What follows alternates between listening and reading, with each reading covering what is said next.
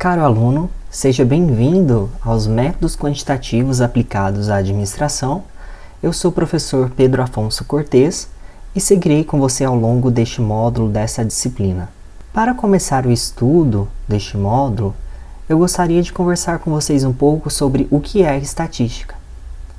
Dentro da nossa disciplina, a estatística pode ser definida como um ramo da matemática aplicada que estuda as maneiras de coletar, organizar, analisar, interpretar e chegar a conclusões ou antecipações sobre os eventos ou populações, a partir da investigação e de considerações de uma parte do todo. Dito de outras palavras, a estatística é um ramo da matemática que permite fazer a coleta de dados, análise de dados, de forma que eu consiga chegar a conclusões mais amplas, um possível futuro ou um possível contexto que eu gostaria de prever. E para que a estatística é utilizada?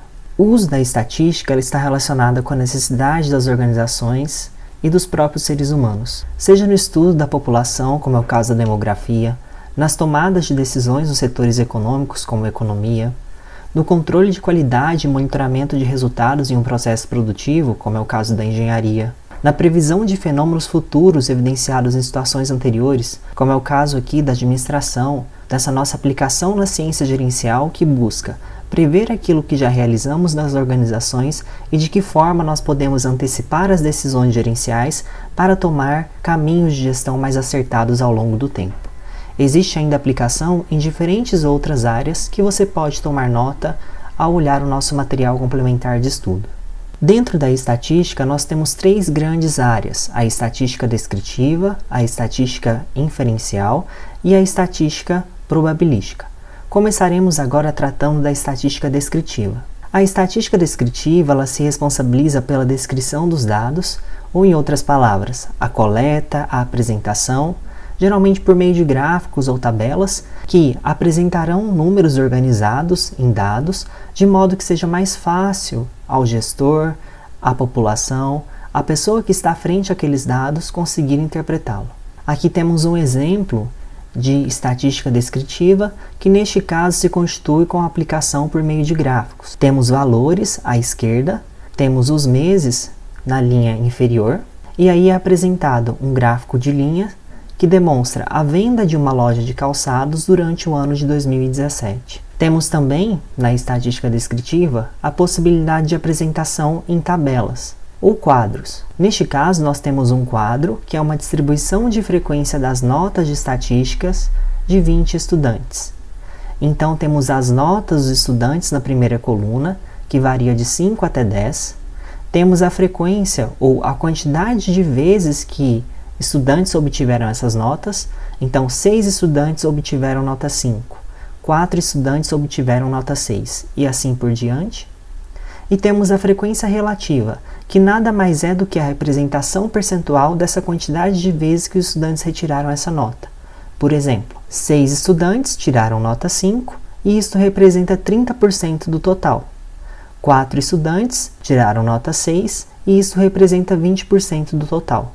Seguimos então até as demais ocorrências e integralizamos 100% dos estudantes.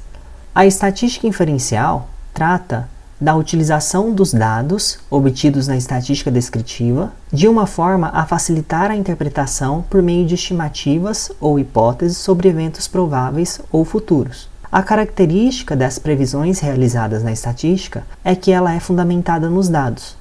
Então, diferentemente de decisões aleatórias ou intuitivas ou empíricas, quando nós aplicamos a estatística, nós utilizamos de decisões fundamentadas nos dados, ou seja, decisões baseadas em evidência e sistematicidade, que possivelmente aumenta a qualidade das nossas decisões e as taxas de acerto. Dando sequência, a estatística probabilística trata a respeito das incertezas da probabilidade de um evento ocorrer. Desta forma, a inferência estatística utiliza da teoria da probabilidade para interpretar e concluir sobre a possibilidade de ocorrência de um fenômeno. Nesse sentido, quando tratamos de estatística probabilística, estamos falando sobre a aplicação dos modelos inferenciais ou das estatísticas inferenciais em função de uma teoria da probabilidade que permite, portanto, estimar a possibilidade de ocorrência de um evento futuro. De forma geral, a estatística pode ser aplicada de muitas formas.